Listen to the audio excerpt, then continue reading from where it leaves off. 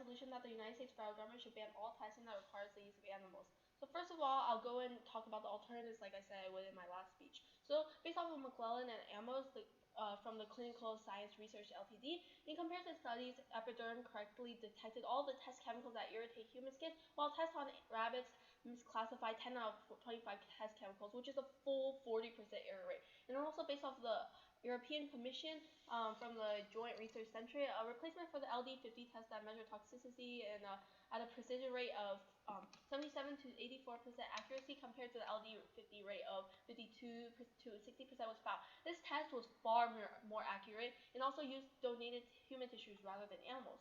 And also, the National Research Council stated that the non-animal tests are more cost-effective, practical, and expedient. And also, in the traditional testing of chemicals using animals can take up to 5 years of chemical, 5 years of per substance, and cost millions of dollars, while non-animal alternatives can test hundreds of chemicals in weeks for a fraction of the cost. So therefore, alternatives are far more precise and far more cost-effective and far more efficient.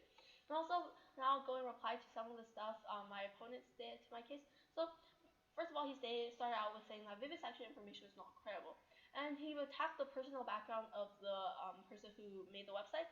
But in this case, the person posting the information's background is not relevant because the information was came from multiple reliable sources. Until so, the judge, he needs to prove that the sources the person who made the website got were not credible and did not tie with his information in order for the site to be not credible. And also, he stated misleading argument article. The reason why I included that statistic was because of how it made the whole situation contradictory.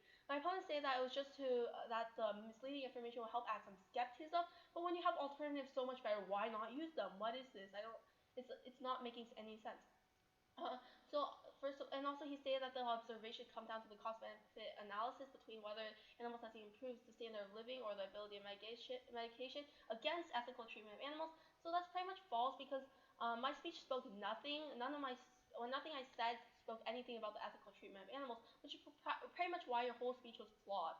And also, you said stuff about the UK's uh, animal testing laws and stuff, and also the three R's. So what about it? We're not debating about the UK. We're not. It's the resolution isn't that the UK federal government should ban all testing that requires the use of animals. It's the US federal government should ban all testing that requires the use of animals. So that means that you're not even debating on the right grounds because Judge, his debate whole speech was not even based off of the resolution.